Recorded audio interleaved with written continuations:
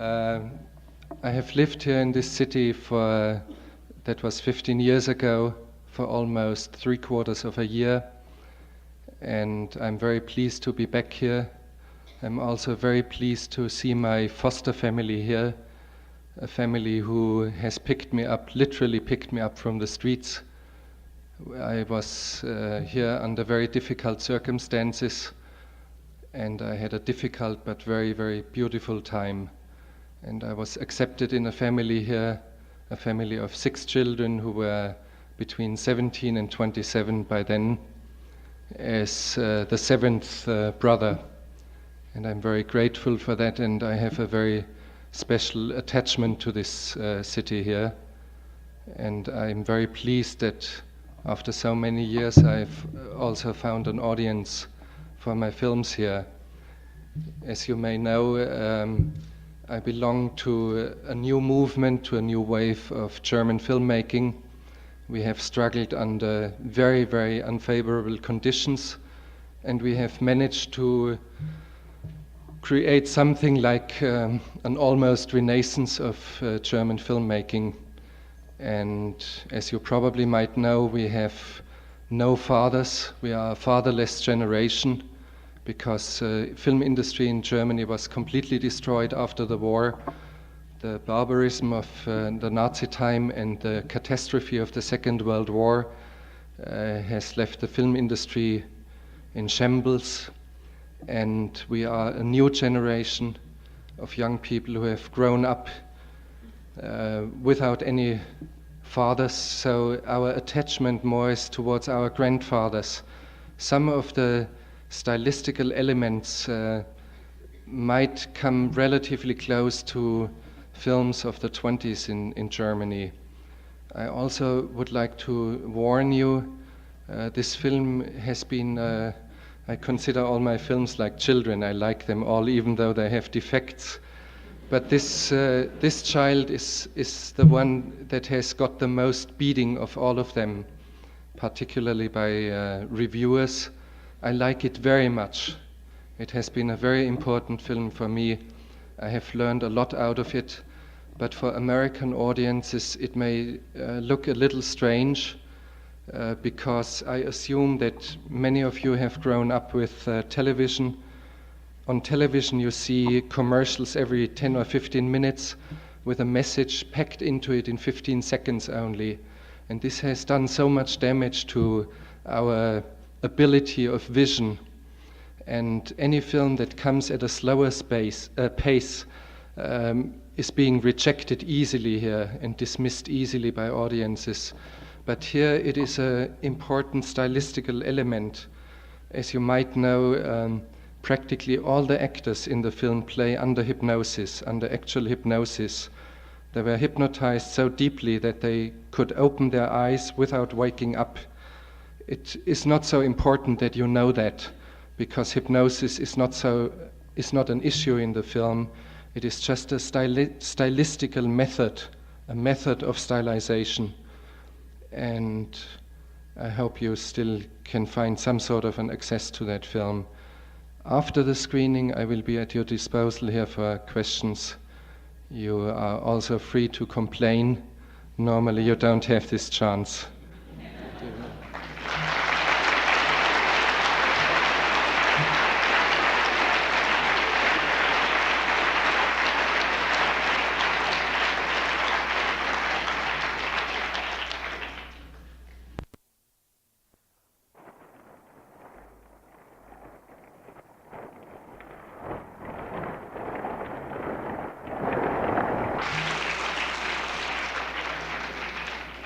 I'm sorry that the print was so bad. It is a film in 35 millimeters. This was a 16 millimeter print, and the sound is much better, but you have some idea what the film could be about.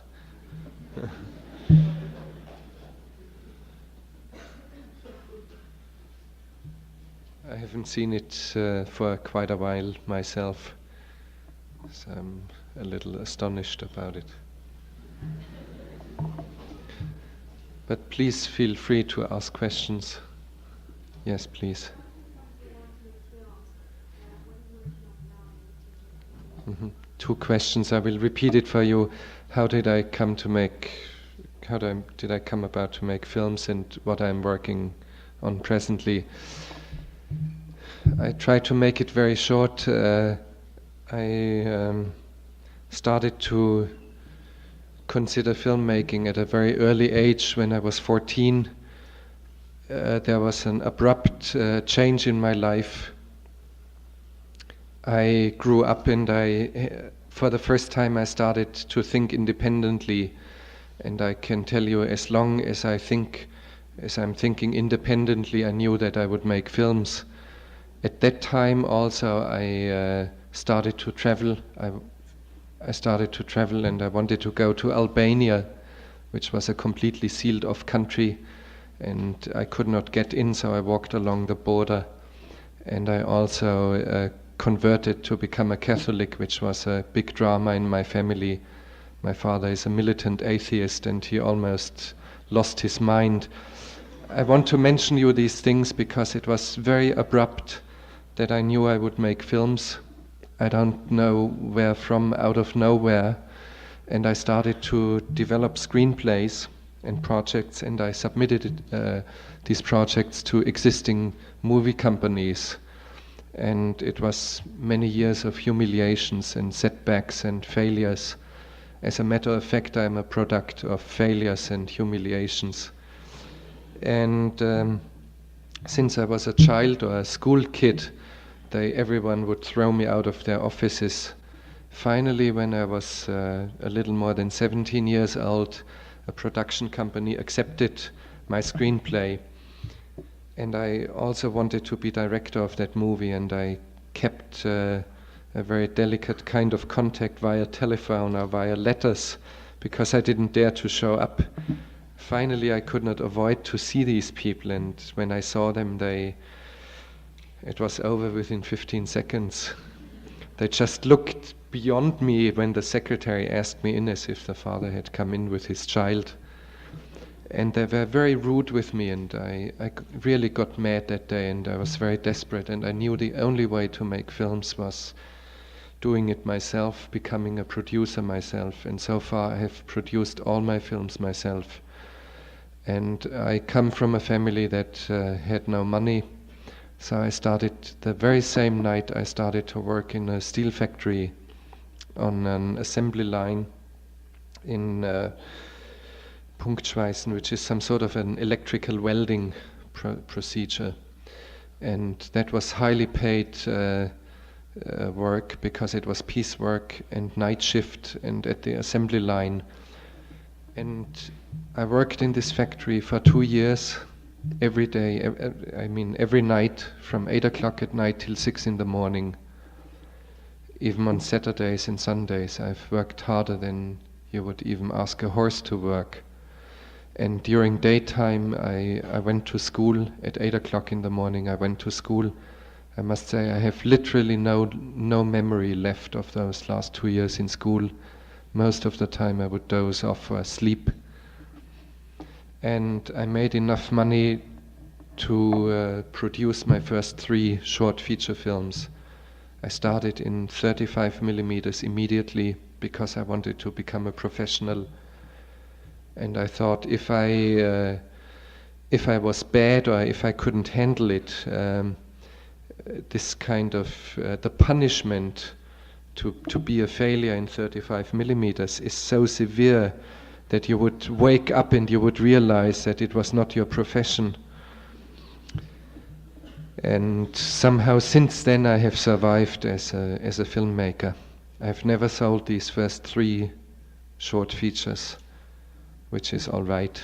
I've always worked outside of outside of any commercial principles. I've always said I'm gonna gain film and maybe I'm gonna lose money, but that's all right. I've survived so far. Currently I'm working Currently I'm working on 2 projects. One is in Peru. It is called Fitzcarraldo, which is a story during the caoutchouc boom, which was a rubber boom around the turn of the century. And it is about crazy man of Irish descent whose name is Fitzgerald. But since nobody down there on these Amazon tributaries can pronounce his name properly, he calls himself Fitzcarraldo. And this will be the title of the film, because later in the film he founds a town with the name Fitzcarraldo. And it's about great opera in the jungle, about a dreamer who moves mountains.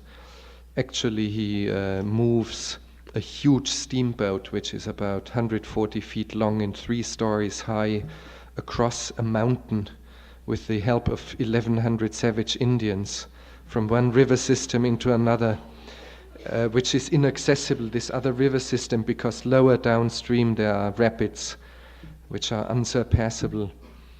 And once he has done that, he knows he will become a billionaire, because he can control a vast area with millions of caoutchouc trees, but the whole thing ends in utmost disaster, but still he makes a victory out of it. A very strange, crazy story. And unfortunately, this film will be very expensive.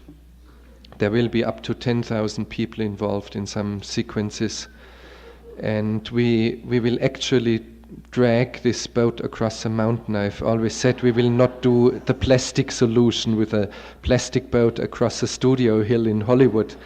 We will actually do it. So it is very, very challenging, and I have worked on this project for 2 years in pre-production. We have run into very, very severe problems. For example, unfortunately, where we are planning to move this boat, we built a camp with the permission of the authorities and with the permission of local Indians outside of their territory. Strangely enough, right in this area, there is some sort of a unique political movement, a separatist movement, and the Indians in this region have founded a council. And this council has not been recognized by the central government. And the Indians in this region have used my presence, because I was the only element in a huge area as big as, let's say, the country, as Belgium, for example, or the state of Oregon. Since I was the only element with media appeal, they have staged a couple of media stunts around my presence. One of their stunts was to attack. 150 of them attacked and burned down my camp. And so we are in trouble there. We have decided to move our camp to another site. And thanks God there was no violence. I had reduced by that time my presence completely down to about 30 people. So it is very, very difficult, and we are struggling on. I try to be a good soldier. I will hold out on this outpost, and I will try to make that film. Then there's another film that I'm planning, a documentary here in this country on very strange, bizarre media people, particularly preachers on television. You may have seen some of them. They're very, very fascinating for me. There's one man out in California, Channel 30, his name is Dr. Scott. If ever you are out in California, you must see that man. He's very unusual. He's not as over-emotional and completely over-phony like the others. I mean, most of the others are the ultimate in phoniness and in false emotions. And it's unbelievable how they do it. But Dr. Scott keeps ranting for 8 hours a day, non-stop, each day. And he insults his audience, and he speaks about his lawsuit, or he screams for money, but he's really rough with his audience. I like them very much. I told German television that I needed 45 minutes on television. For centuries, theologians have tried to prove the existence of God, and there is no absolute proof for the existence of God. But I told the German TV that they should give me 45 minutes TV time, and I would try to prove that God cannot exist. When you look at these people, if there was God, He would not allow that. So there's another project which I have started to develop vaguely now, because this Fitzcarraldo project has something kamikaze-like about it. No, it is true, we have struggled harder than ever before. And in order to take some of this pressure away and take this suicidal aspect away from it, I have tried now to look a little bit beyond Fitzcarraldo, and I'm planning a film on a woman in the Sahara. It's a story about Isabelle Eberhard, a French writer, a young lady who comes from a crazy, absolutely crazy anarchist family that settled in Geneva in 1897 or so. And in complete solitude, she moved to the Sahara and used to wear men's dresses, Arab men's dresses, and she was the first one to penetrate very deep into the Sahara. And it's a very, very tragical story, a tragical figure. And she died at the age of 27, strangely enough, in a flash flood in the Sahara. There are more people who die from drowning in the Sahara than from thirst. There are very, very high mountains in some areas of the central Sahara, and maybe once in 20 years there are heavy rainstorms, and then there are so-called oueds or wadis, dry riverbeds, which would fill up within seconds. A roaring wave of water would come and swallow up everything, and she died in an incident like that. So that's about my project. Besides, I'm writing.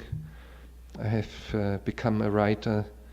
I have published 5 prose books in the last 2.5 years, and I've also published some poetry, and that's some of what I want to do.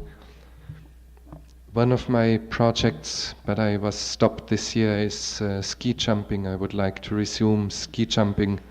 I wanted to become world champion once myself, and I quit this sport at the age of 16 when my best friend at that time, almost got killed. He had a fractured skull and was in a coma for 3 weeks, but he recovered. But it was so shocking that I never resumed this, and I'm a little too old to be very good, but I like this sport. But maybe next season I can resume it.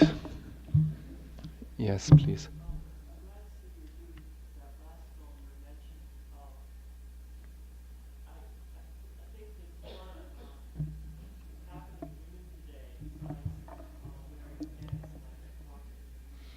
Mm-hmm.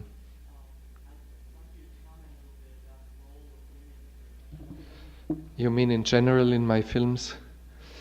It's very hard to give you any solid explanation.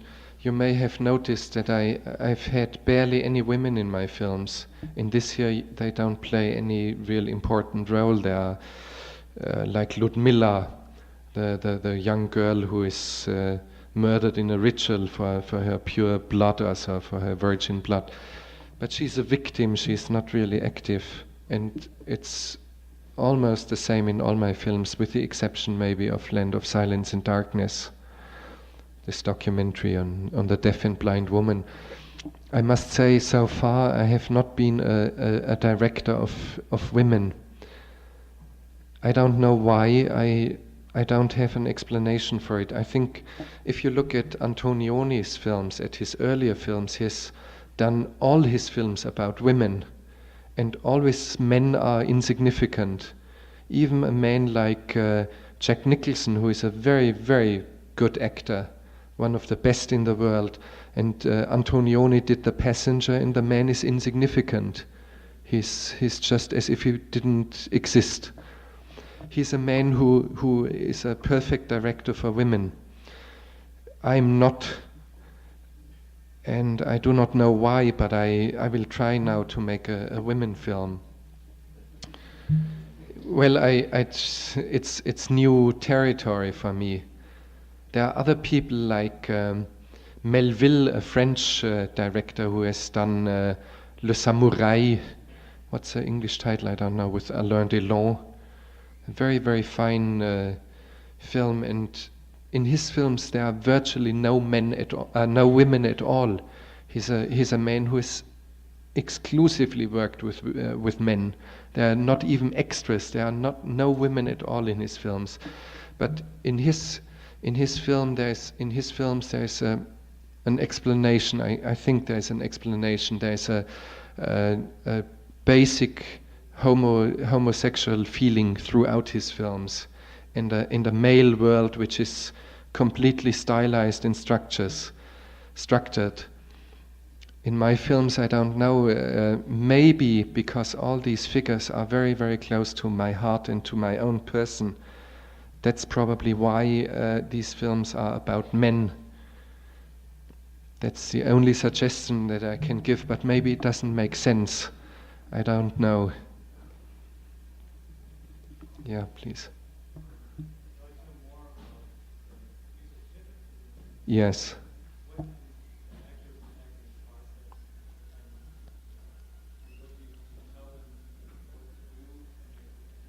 Mm-hmm. Yeah. The making of the film was very unusual. When I wrote the screenplay, I had the feeling that all these people were walking into a collective, as if some sort of a collective insanity broke out in this village, because everyone was in frantic search for the secret ingredients for the ruby glass.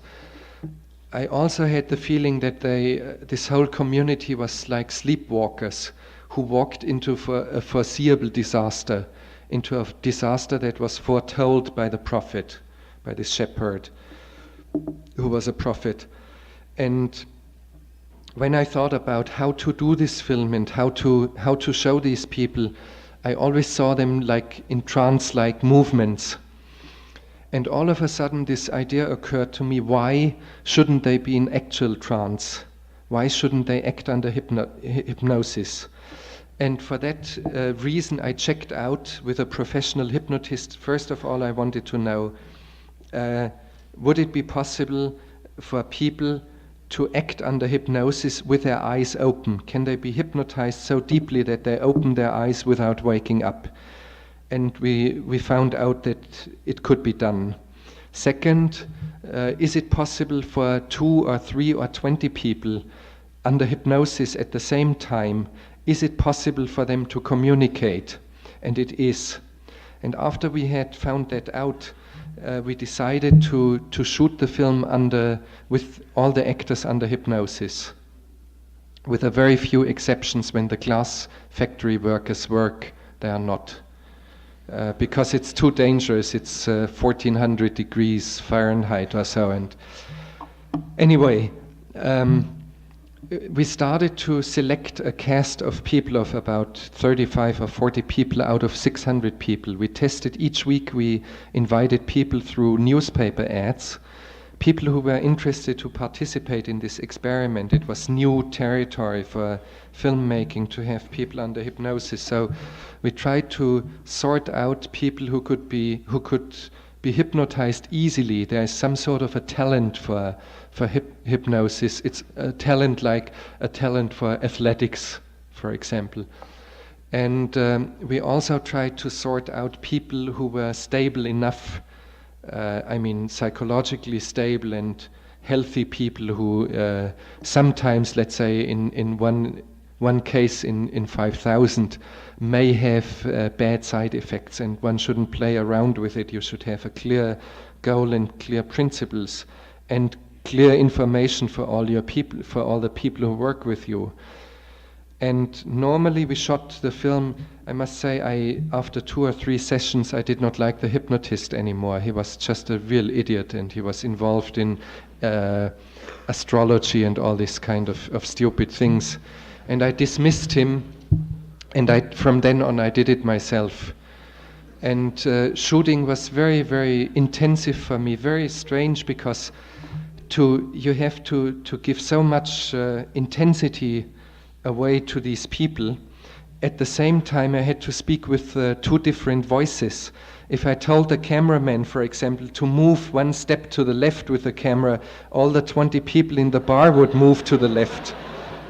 So I spoke with two different voices, and I had to lapse from one to the other immediately, and had to observe all of them at the same time. So it was very, very exhausting to do this film, and very strange. Can you speak a little louder? Yeah. Normally we would rehearse their lines and the action under hypnosis already, because people learn it much faster under hypnosis. And if you know your lines by heart before you are under hypnosis, you would remember your kind of attitude. It goes into hypnosis itself, and they would speak with the same voice. And it's very strange. People become very, very inventive under hypnosis. For example, we have several scenes where people invented their dialogue completely, like Ludmilla when she sees the glass and she describes a town made out of glass. It is completely her own fantasies under hypnosis. I suggested to her that she was standing on a high hill and looked down at a town which was made out of glass.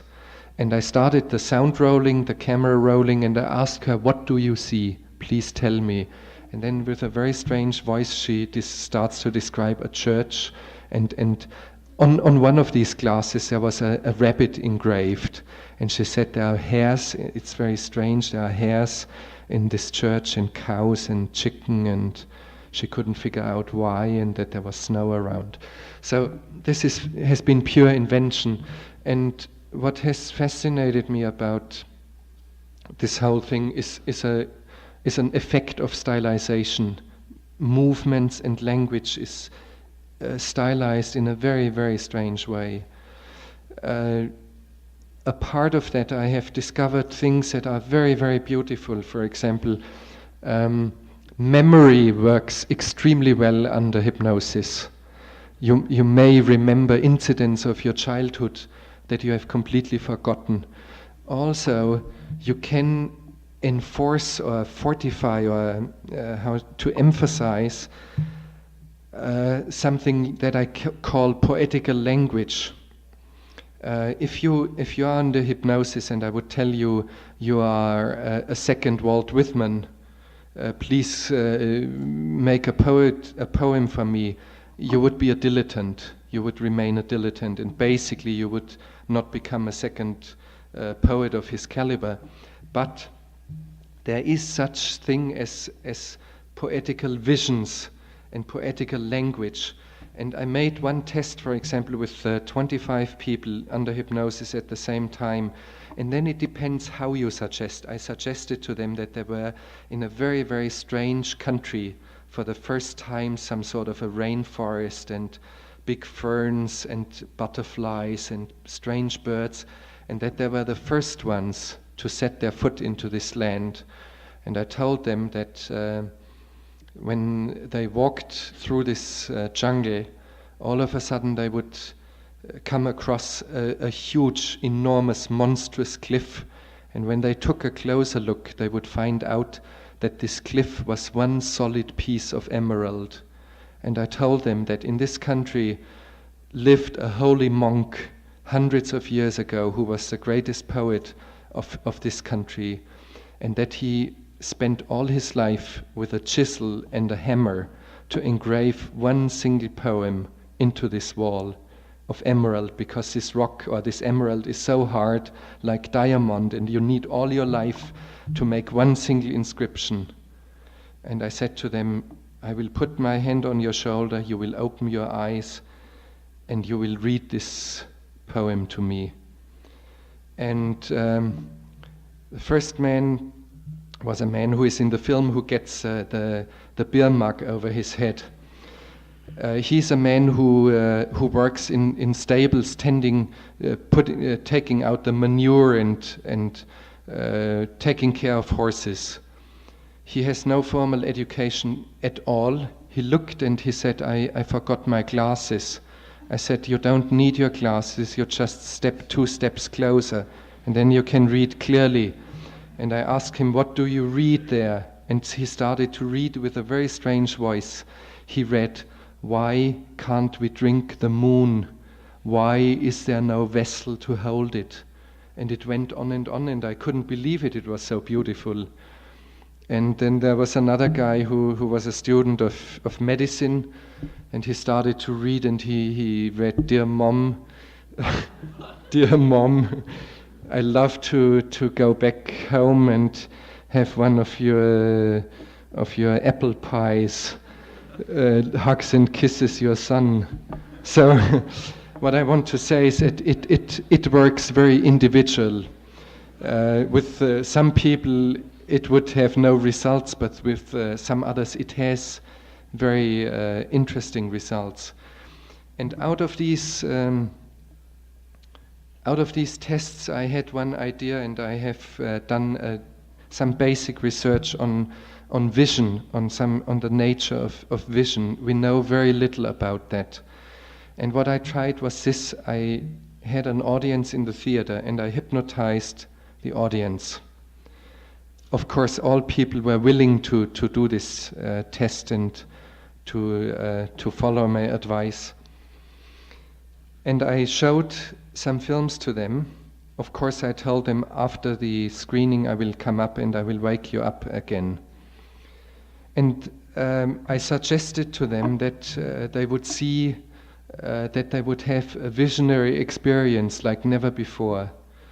And I must tell you that let's say 15 to 20% in this audience actually had experiences that they had never ever had before in their life. Some of them thought they were floating like in a helicopter in the scenes itself, and they saw visions, and very, very strange and interesting. But I stopped these tests because it is there are certain risks involved, and my program of investigation for these experiments was not clear enough, and I felt I should think it over for a few years and maybe resume this. But I'm quite convinced we might learn a lot from this kind of tests. It has to be very precisely done. For a while I have thought to hypnotize the audience, or I mean the audience who was willing to participate from the screen. It is possible. It is even if, for example, a news announcer on television could hypnotize audience. In principle, maybe 10%, and people who were willing, and it is possible to hypnotize you from the screen. And I thought that I would appear on the screen looking at the audience, telling them that I was a director of the film and that I had done some basic research about seeing a film under hypnosis. Whoever was daring enough and felt strong enough to see this film now under hypnosis should follow my words and my advice from now. Whoever did not, of course, should not listen to me and should try to keep away from it. And I would ask the audience to sit still, to put their hands on their knees, to look, for example, at my hand. You would not move your eyes away from my hand, and you would get very sleepy, and you would go into hypnosis. And of course I would tell them that after the screening was over, I would appear again on the screen and that I would wake them up. Finally, I decided not to do it because it is ridiculous with an audience that you do not know, that you do not have in front of you. It must not be done under no circumstances whatsoever. And I do have a very clear aspect about the whole thing. but it would be an interesting way to see and present films. I've thought of a very, very new relationship of audience towards a film. Yeah, please.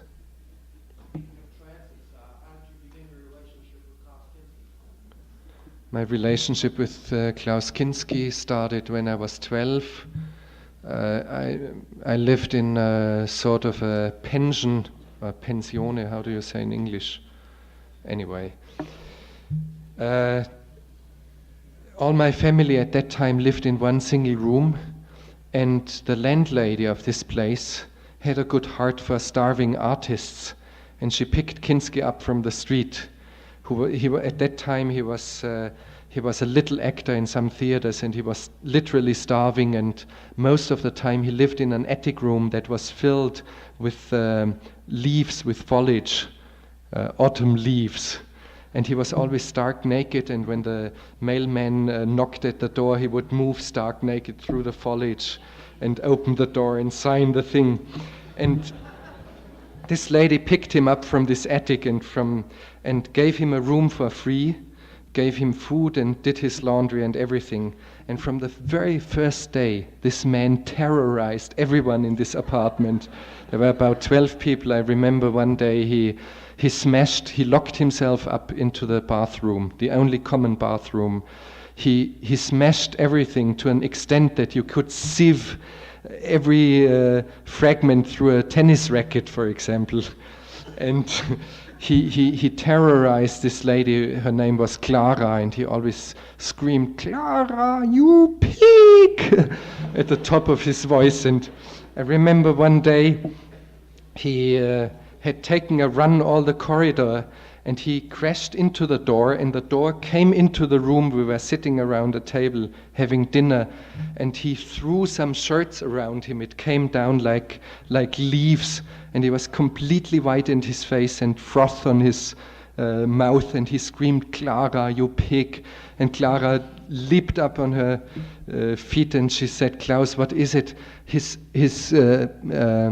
collars were not ironed well enough.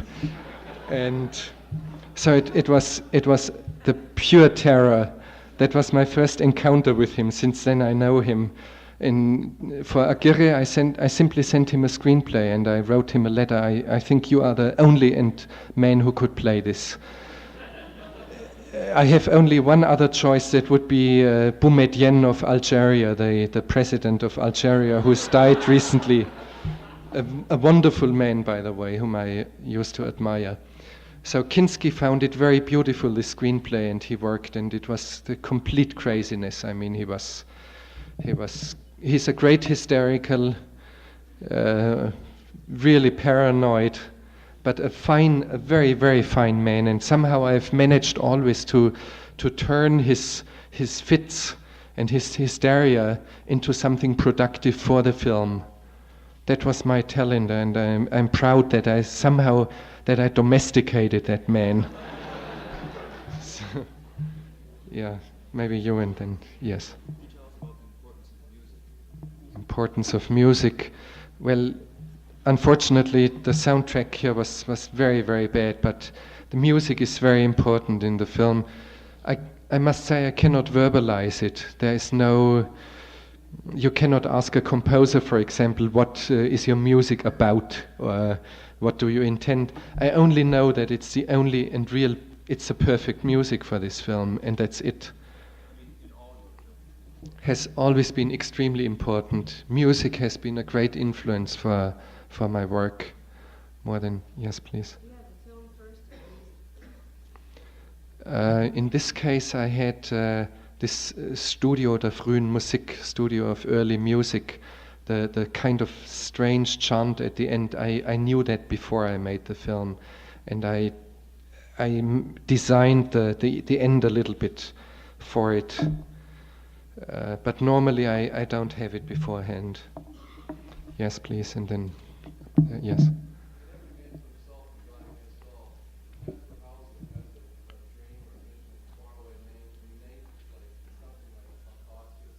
Caucasus Mountains, yeah.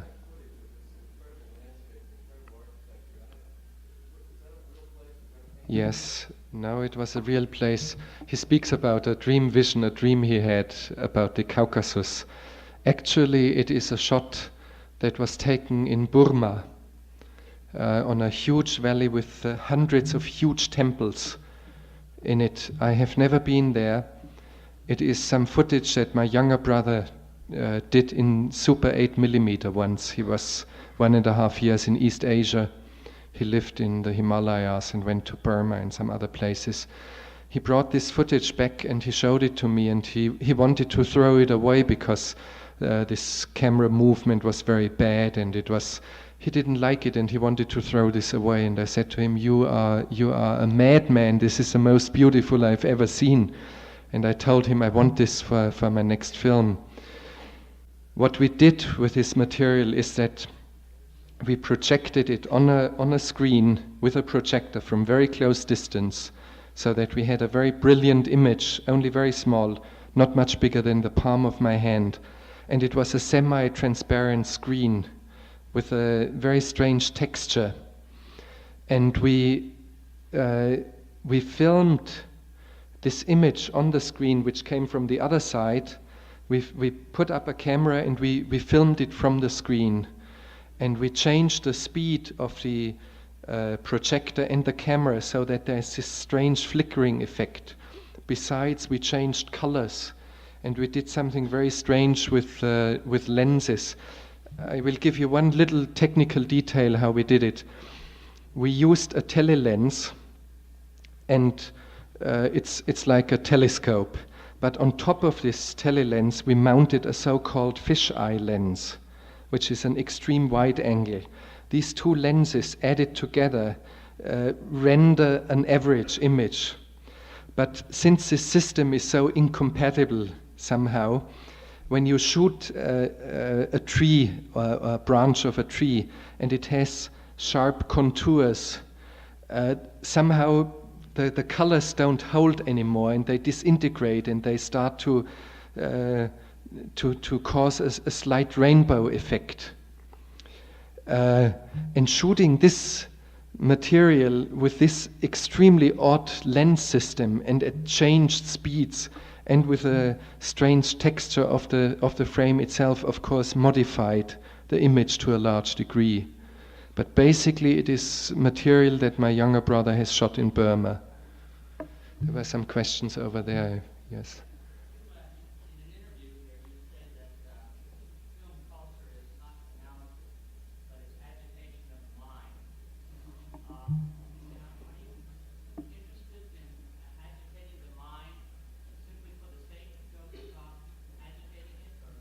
No.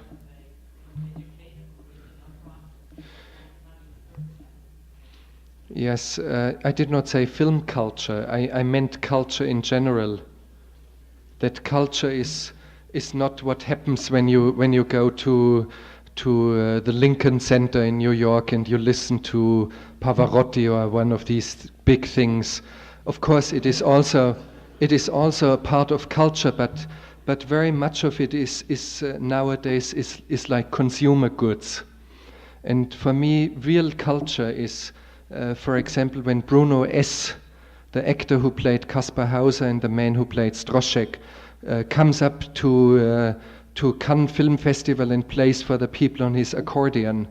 And he's so dead serious and he's so wonderful, and people were so enthusiastic about him, and that for me is culture. Or sometimes you read poetry, some poetry, or you listen to some music, some of the most beautiful that was ever written, and sometimes it happens, or you see a film. Very rarely in my life, for example, it happens that something goes through my whole existence like a lightning, and I'm completely agitated, and there are moments where I know I'm not alone anymore. I'm not alone anymore. And this is my ultimate goal as a filmmaker. If I one day I see someone walking out of a theater and somehow my film has become part of his existence and he is not alone anymore, then I can sit back and end my life in peace. Until then I will not keep peaceful. You will see me around. I will not give up.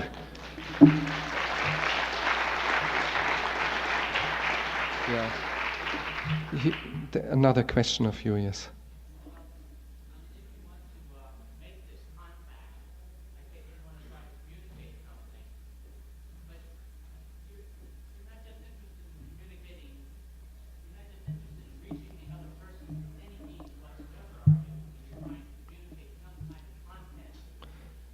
Yes.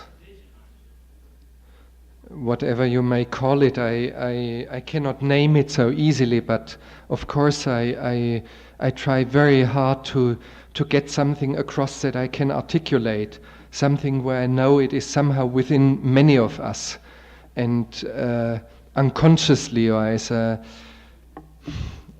very hard to say. I simply know that I can articulate things that are our common nightmares, maybe, or our common dreams, or our trivial dreams, or our visions that we have once in a while. But there are many people who cannot articulate it, and I do this work because I can articulate it. I have a duty to fulfill, and it's as simple as that. And in principle, all visual art, whenever it was important or great, has changed our perspectives, has changed our primary visions. Since Michelangelo, for example, we know more about human pathos. Of course, human pathos was existing for millenniums, but he was the first one to articulate it. Or since Cézanne, we know more about intimate structures of landscapes. For example, he was the first one to make it visible for us. And if we go in a train now and see a landscape, and all of a sudden we discover these kind of cubistic or so structures in a landscape, it is we owe it to Cézanne. And it is common knowledge now. Nobody really actually realizes. But these people have done a lot for the evolution of our mind. And they have done a lot for the vision. And somehow I'm trying simply to do my duty. I try to do my very best to make visible what I see and what I can articulate. It is as simple as that. Yeah, please.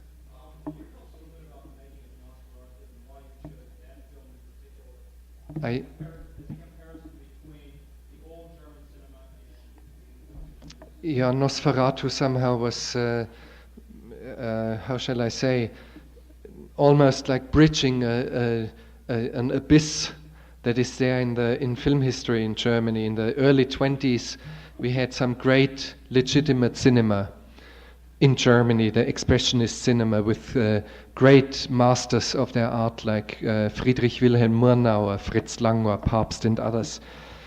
And as you know, we had this epoch of barbarism in Germany, and the Second World War, which was a real catastrophe for our country and many other countries.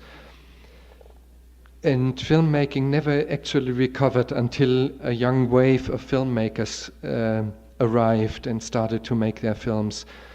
Yet we were an orphan generation, and somehow to work without any tradition at all and without any link, historical link at all, is something not easy. You probably cannot understand it easily because your culture was not disrupted as our culture was disrupted. There was continuity in your country and in all the other countries. Probably this film Nosferatu, which is a new version of this Murnau subject, of this vampire subject, will not bridge the gap, but it is something under my feet now. I feel like crossing a river, and for the first time I feel some solid ground under one of my feet. So, and I try to crawl on land, and that was important. And second, I think Nosferatu by Murnau, which was made in 1921, is the most important German film ever. It will never be reached. It will never be outdone. And it's a personal homage tumor now from my side, to a certain degree. We should ask over there, yes. Yes. What were you expecting when you filmed Not Super Air, about the volcano? And how did you feel about the final product? La Soufrière, it has been shown here, it was shown here. Yes. La Soufrière, I must say, originated almost casually. I was working on editing a film, and in the editing room, quickly in the morning, I would read in the newspapers, and there were so many catastrophes at that time, earthquake in China and in the Philippines and so. And as any normal newspaper reader, I read about this volcano La Soufrière on Guadeloupe. And so each day there were about 5 lines that it had become more serious and so. Then one day I read that 75,000 people were evacuated from the island, total evacuation, and that one single man had refused to leave the island, a poor farmer who lived on the slopes of the mountains itself. And I said to the editor, one should go there and do a film with this man. And that was all, and 3 hours later she switched off the moviola and she said, why not? And I had forgotten completely what she meant and so, and she said, why don't you go there? I said, yes, I'm gonna go there. And the very same day we left. It's not so much a film on a volcano. I had this feeling that there was one man on this volcano sitting like on a powder keg who had a completely different idea and aspect and vision of death, a completely different attitude, for me completely unknown. And he interested me. And that's why we went in there. And of course you have to ask yourself, how much do you risk? The night we arrived, there was a seismic crisis with, I think, 1,300 shock waves in only 10 hours, and it was really scary. And the last scientists who were in a bunker 10 miles away fled on a boat. So we had to decide whether we should do it or not. And we decided to do it. I like the film. It is a very simple film, down to earth, coming on its feet. It's not high flying, but I like the film because after having done some of this work, having done a couple of films, this question of how much do you pay for being allowed to make films, how much are you gonna risk, has been a decisive question for all my work so far. And it comes down to a primitive question: what is more important, film or life? And I think film counts more than our private lives. Nobody cares anymore whether the cameraman had a headache when he shot this or that day, or whether we had a fight, or whether we had a budget that was by far too low. So nobody cares about these things. Our private lives as filmmakers and our physical life doesn't count very much. What counts is what you see from the screen. So don't get confused about my own appearance. I don't look at my nose, or don't listen too well what I'm saying. Maybe it's disappointing for you and you have a completely different attitude towards my films. What the thing you should actually look for is what you see from the screen. The lady up here, please. Which film did I enjoy making most? I would say Land of Silence and Darkness and Wojciech. Wojciech is my very last film. I must say I enjoyed it because I did it in only 17 days of shooting and 4 days for the final cut. So it was, but it was very intensive work. But I think that doesn't count so much either. For most of my films I had to suffer a lot, and I didn't actually enjoy shooting. It was very difficult most of the times. But I like all my films very much. There are many people, filmmakers, I always see them and they say, oh yeah, I hate my last film and I'm far beyond and I want to do something completely new, and so they pretend to hate their work. I'm not one of these people. I like them all like children. and all of them have their defects, but I like them. I still like them. Yes.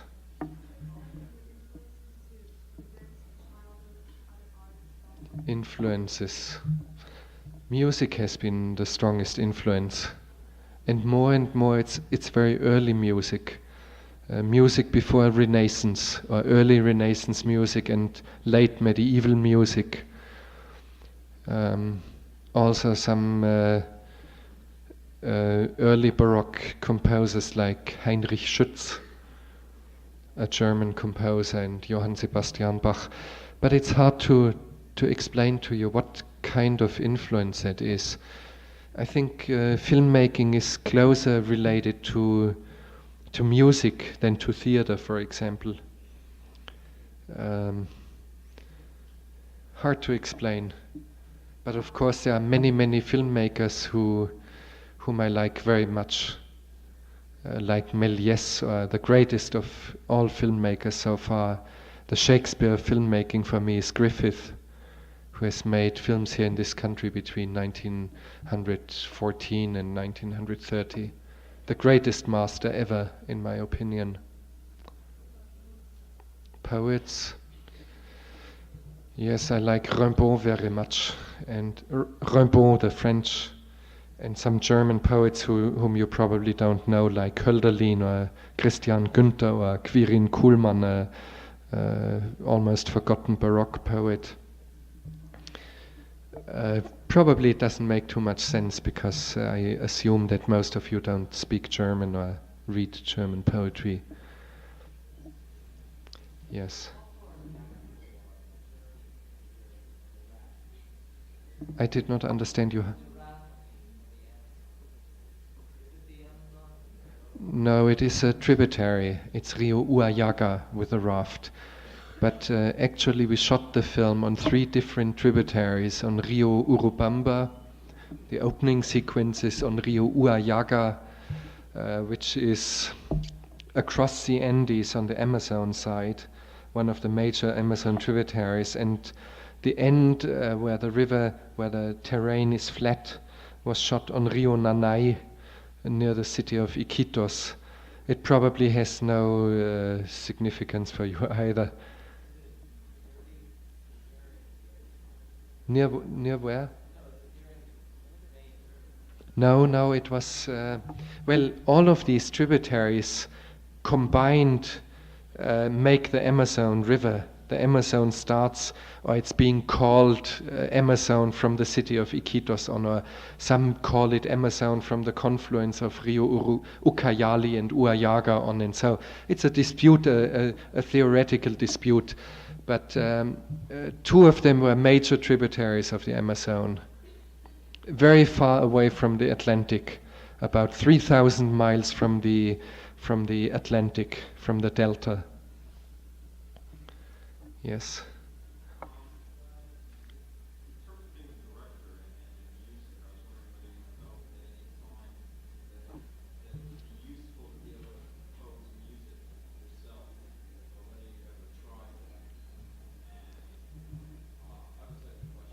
Mm-hmm.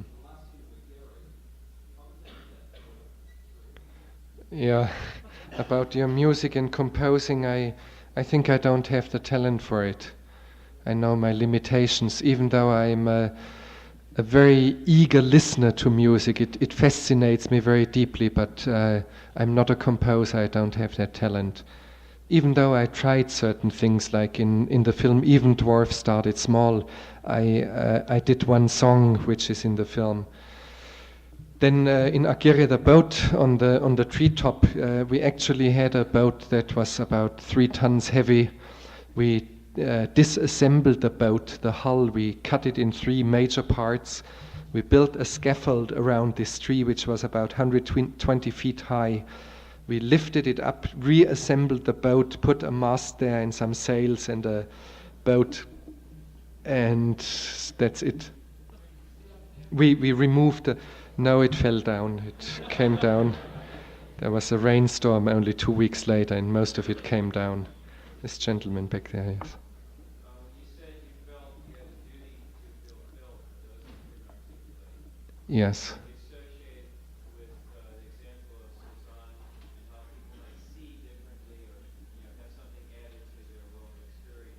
Yes. If you could fulfill your dream as a filmmaker, what would you help us to then be able to see or hear or feel or what would you add to our world? How would you change it? I can only refer to the films that I've made so far. I do not know yet exactly. Maybe this is not the only one, the only aspect or major drive for me to make films. To show images to you that are not worn out, that have we need new images. We are surrounded by images that are complete waste. If you look in a travel agency and you see a Pan Am poster with the Grand Canyon on it, or you open a magazine and you will be surrounded by Marlboro commercial photos or so, and you just look at television for 8 hours straight. Please do that one day. Seat yourself in a seat and don't move and look at the television for 8 hours straight. Then you will see that we are in desperate need of adequate images for our state of civilization. It is a most dangerous moment for this kind of civilization. A civilization that does not have adequate language or adequate images will fade away. We will die out like the dinosaurs in the museum next doors. And that means, in other words, it means two things. Either holy war against television. That's one choice that you have. And in particular against the TV commercials. Number two, it means to make images, to try at least. I don't know whether these images that you have seen or these prophetic visions are adequate visions for us. I don't even know. But I'm in search and I'm trying. And it is an extremely dangerous moment that we have now. And filmmakers have the goddamn duty to do something about it. Yes. Associating with that, it's something I'd like to thank you for. Whenever being in an airplane, I've seen clouds as if they are water. Yes. You turned it around for me today, and I was able to see water as if they were clouds. Yeah, actually it was fog. It was ground fog, which came like a river, but it doesn't matter. It does not matter what you have seen. Apparently you have had a strong experience. It is one of these images that I like very, very much. We shot single frame exposures, maybe. Normally it's 24 frames per second. But we took only one frame each 10 or 15 seconds. So the movement of the clouds is 250 times faster. And there was fog in this valley. And the fog was moving very, very slowly. But since we had single frame exposure, it moved like very, very swift water. Anyway, however you have seen it, it does not matter. Whether you have seen it mathematically correct or not, apparently you have made something out of it for yourself, and that is important. That is the important thing, and to give some sort of a hope that there are images of a different quality around. We need images. We need them desperately, and. Also, one of the strong motivations is, and you will see that in any kind of literature or in painting or in any kind of visual arts, that these people always have tried to define our human condition, the human condition of their time. And in my films, I try to articulate somehow what we are, who we are. In a film like Kaspar Hauser or Land of Silence and Darkness, or even Dwarf Started Small, or even in this film Heart of Glass, where I try to investigate something out of our innermost nature under hypnosis in a trance-like state. Whether I have succeeded or not, at least I am trying. And I'm trying to articulate and to define who we are, what is our human condition. And that's what I'm looking for, and that's what I try to bring across And you will see that in all literature that has any importance, or you will see it in paintings like Michelangelo again, the 16th chapel with that we have knowledge of a new aspect of the human condition. He has articulated it. I do not dare even to compare myself with people of this caliber. I give you this as an example to make it a little bit better understood. So please excuse if I drop these big names. Please, yes.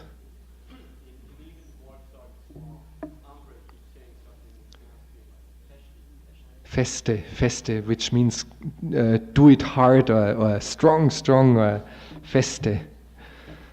It's a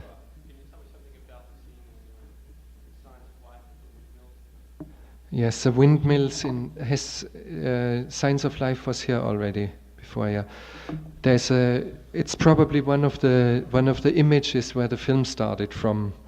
I had seen this valley on the island of Crete. There's high up in the mountains, about 4,500 feet high. There's a big valley with a almost round, flat like a lake, and it's about 6 miles in diameter. And in this valley there are literally 10,000 windmills, and they are spinning around basically for pumping water. And there's no house and nor any other structure. And it looks like a completely mad field, as if there were flowers on this field, 10,000 flowers, and all have gone berserk. And this image bothered me so much, and it was so intriguing for me that I used it as a central image now in the film. But there's no technical trick about it. The only technical trick is the sound. For the sound, I used an artificial sound. I took the applause of about 1,200 people at the end of a concert in an opera house. I recorded the clapping of their hands, but I distorted this clapping electronically in a way that it sounds like the clapping of wood. Besides, I added a sound. We called it singing of angels. When you put your ear on a phone pole, on a telephone pole, a telegraph pole, and wind is in the wires, and you listen you put your ear on the pole, you hear this etherical singing in the threads, and we called it angel singing. And I recorded some of these angels singing, and I put it on top. I mixed it with his clapping of hands that sounded like wood.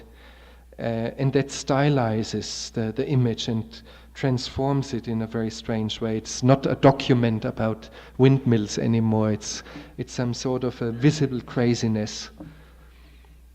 Yeah.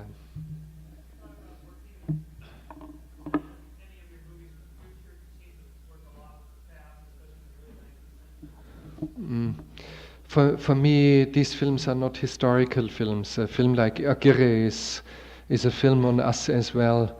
I don't make this distinction, so whether they are in the past or not. Stroszek, for example, is set in the present, Land of Silence and Darkness, La Soufrière or Steiner. For me, there's no real difference, and it's insignificant. Why do you think that Shakespeare making Hamlet or Richard III or King Lear? It's all historical plays. And it's unimportant, this question, I think.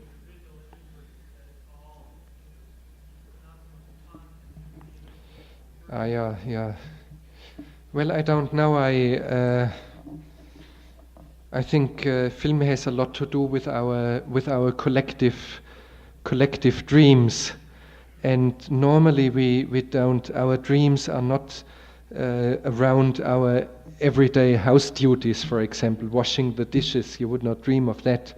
You would have it exalted or elevated, stylized forms of collective visions. And that's why Hollywood, for example, works in such a stylized way with its films. I don't know. I have never given it much thought. Yeah, this.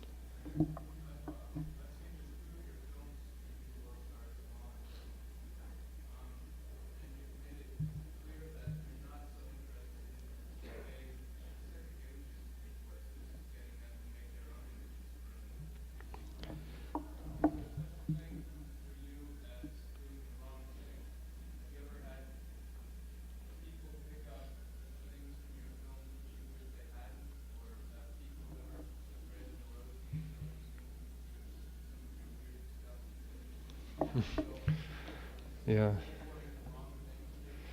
No, I would not. I would not even raise this question of whether the audience sees something right or wrong. I think the audience has the privilege to see a film with its own background.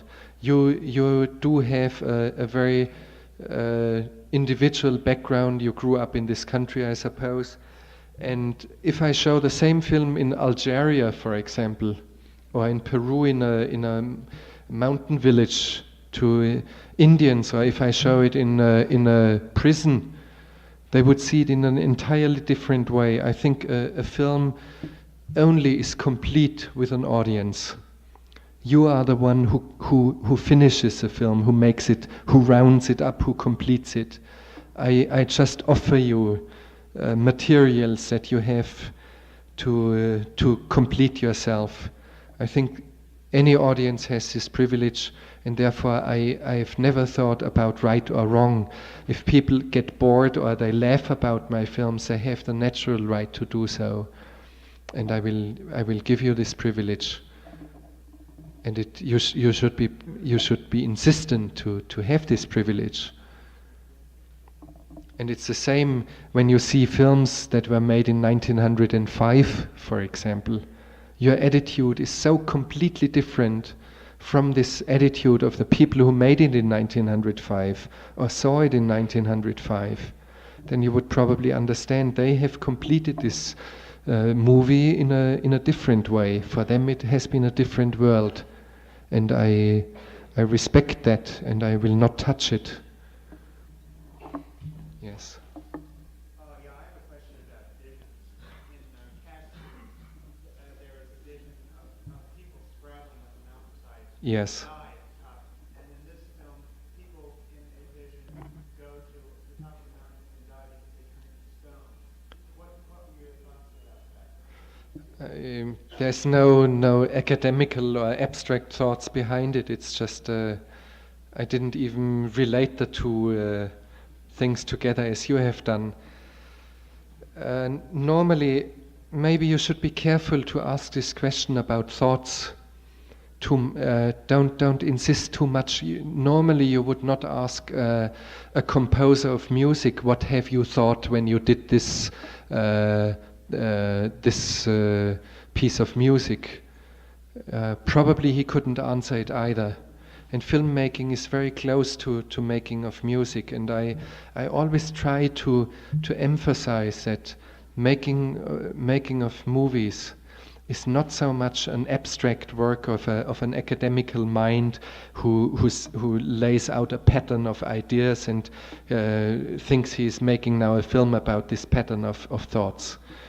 For me, filmmaking always has been something very physical. Physical work and physical energy into it, almost athletic. I always try to emphasize, to say it's not out of my brains alone, it's also comes from my thighs. And as long as I can run or move my body physically, I could be a filmmaker. It would be awful if I lost a leg. Or I almost 6-7 weeks ago, I almost got paralyzed in this skiing accident. I was unconscious for 1.5 hours. It means I lapsed in and out of consciousness, and I had a feeling in my legs when I woke up once for a minute or so. I had a feeling like a sparkle like champagne in my legs. And I had the feeling I might be paralyzed. I related it somehow. And I said to myself, you have to do an effort to move your legs. I only could see my knees in the snow. And I said to myself, if you are paralyzed, you are finished. I knew I was finished if I was paralyzed. That would have been the very end for me. So I gave myself an effort, and I saw my knees moving, so I knew I was not paralyzed, and that was okay. And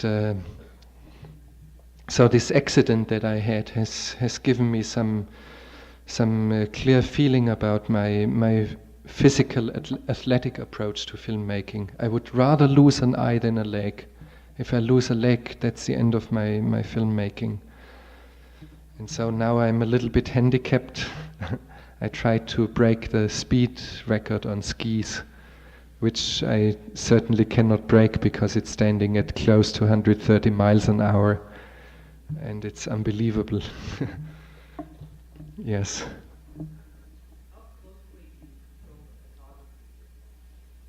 How closely I?